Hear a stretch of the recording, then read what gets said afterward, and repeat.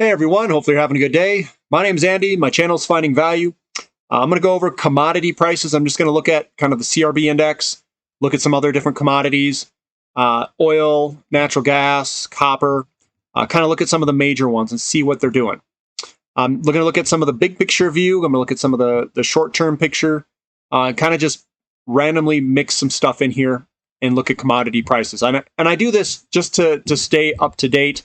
I'm always looking at the commodity prices to see how they're impacting and what they look like and how they're going to impact some of our investments. So here we go. Here's commodity prices.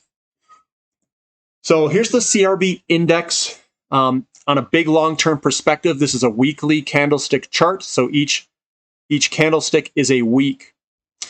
We're coming on down through this downtrend, and we broke the downtrend line of this massive pattern all the way back in 2008. We come on down, we break it in 2021, early 2021. We've been heading higher, and remember, we broke the downtrend. We could pull back, and we could pull back quite a bit and still be in a new uptrend. So whatever happens in the short term, we could be kind of volatile. So I'm going to zoom in on this section on the right-hand side to see what we're doing short term. Long term, it looks excellent for the CRB Index. Here's the CRB Index on the short term. This is 2020 here and 2021. We're coming on up, and we're kind of just bouncing sideways to higher. So we're in an uptrend, and it looks good. Looks good on the short term. This is a daily candlestick chart. Now, crude oil, we've got the uptrend here. We did break this uptrend to the downside, and we're consolidating. Give it some time, and it will consolidate sideways. It may take a couple of months before we head on back higher. But I do think oil on a big long-term perspective, I didn't show it here, looks very good. We're just resting at the moment. Now, natural gas, this thing shot higher today, 7.9%, up 30 cents. Massive move. What I see on this chart, maybe I can throw it in here, is a breakout. Here's your breakout. You got a breakout here, and you got a breakout there. So you've got this breakout there. You can see it right there. It broke out of this, and it's like it pulled up, pulled back, and it's like I always buy kind of the back test, retest. This one didn't go all the way back, and we're gone. We are moving higher. This could move a big ways. So I'm invested in some of these natural gas companies, and I'm holding on. So this is the short term. We broke to the upside on the short term. The long term, natural gas looks really good. This goes all the way back to 2008. This is all the way up at like 14 bucks. We came on down. We were coming on down. We are this is an unfavorable environment with a recovery phase of real estate. We started coming into an expansion phase of real estate just recently in 2020, 2021. We get a little bit of a lag in inflation. I think the inflation is hitting us right now, and it could be a persistent inflation. It all depends on how many new homes we build and how many new loans come against new homes. That's what the inflation rate will be after they stop sending checks to people's homes or to people's accounts, I should say. But we broke this downtrend line here, and then we've got a weaker trend line up here that it's trying to break through right now, and this thing could run. It could run a good ways. So natural gas is looking excellent. This is Fidelity Select Natural Gas. It's a mutual fund. I just wanted to chart this out. So natural gas is getting poised to break. This is a mutual fund. I just wanted to show it. And it looks like it's trying to put in a nice little pattern here and probably eventually break to the upside at some point. So natural gas still looks incredibly cheap for just this mutual fund that I selected. Here's copper. Now, copper has had a massive run from $2 to over $4, about $4.75 in a very short time frame. It's going to need some time to rest and consolidate those gains. We could pull back a little bit more. We could go sideways. Whatever it may be, it's probably going to consolidate for a little bit. And then whenever it's done consolidating, if we have the inflationary pressures like we do, I think it's going to continue higher. At what point? Not exactly sure, but it does look good. We've broken the big downtrend line from 2011, and we're just consolidating those gains. Platinum to gold ratio. Now, this is a ratio. It's not a price, it's a ratio. And I forgot to put in the trend line here. I was going through this, but it looks like we're back testing on the trend line here. Coming on back, and I bet you we'll start to firm up here at some point.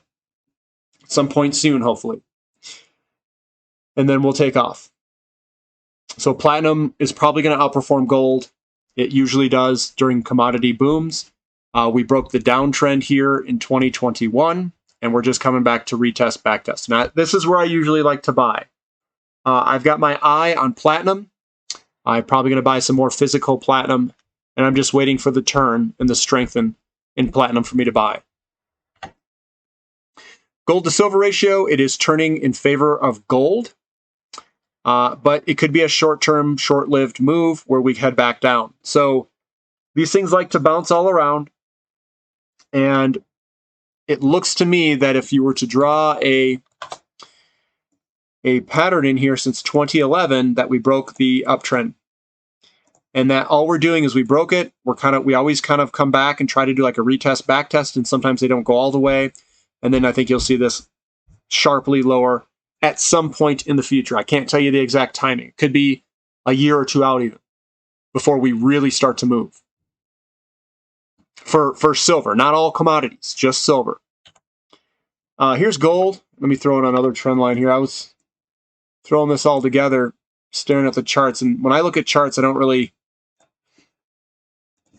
put in trend lines. I just kind of, I visually put it in myself. But here's the trend line. This is a ratio, gold to oil ratio. This is incredible cheapness up here, which is the best buying opportunity I've ever seen in my life for oil. Coming on down, and we're still in this uptrend. I want to see this thing break to the downside. I think it will break on dollar weakness. When the dollar gets weaker, I think you're going to see oil go through the roof.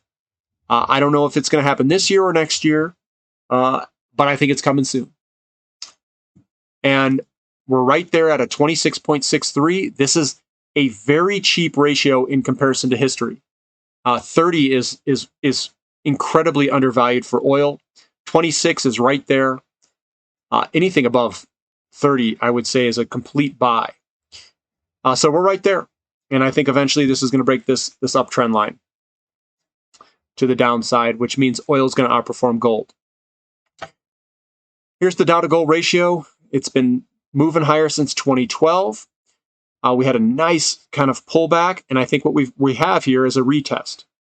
We may have to make a double high or a double top, and then I think this thing's going to the downside, which means that gold's going to outperform the Dow. This is the last commodity bull market as it was coming down all the way to 2011. It made its bottom. We went into a recovery phase in real estate, and in that type of environment, stocks like to outperform. I would have been in stocks. In this general vicinity, in 2018, we were going to go into an expansion phase of real estate very slowly. We had some problems. That's why it pulled back here. And we are going into an expansion phase of real estate, but they lowered interest rates. Interest rates started to rise in 2018, and gold was starting to take off, and the interest rates were having an impact on stocks in 2018. They started doing more QE in 2018, 2019. And we had the COVID sell-off. They lowered interest rates over here, which is favorable. They set up artificial favorable conditions for stocks in 2020 since March, and this is this pump higher. They're trying to pump it higher. The market naturally wants to have this ratio compress downward, which means at some point, and I can't tell you when, gold's going to outperform the Dow, and I think we're going to see a contraction in this ratio when interest rates go higher. And that's what I'm waiting for. I'm waiting for interest rates to go higher and this to contract. Here's TIP. This is a TIPS, Treasury Inflation Protected Securities. Bonds do very well, TIPS. So if you guys are lower risk, and good rewards, tips might be a spot to beat. This might be a good spot. It does decently well under an inflationary environment. TLT, this is bonds, 20-year bonds. I'm just looking at the bond prices. Nice big bearish engulfing pattern right here. And I think this is putting in a top for bonds. And then eventually what you're going to see is a grinding sideways to lower is what I think is going to happen over time. So my expectations is eventually weaker dollar, higher interest rates, which is going to put pressure on bonds to go lower and push our commodities higher with a huge tailwind. That's the big long-term picture. We can see it in the charts. The big CRB index breaking its downtrend looks fantastic to me. We could see short-term weakness, maybe not. I position myself and then I hold for the long term. That's my strategy.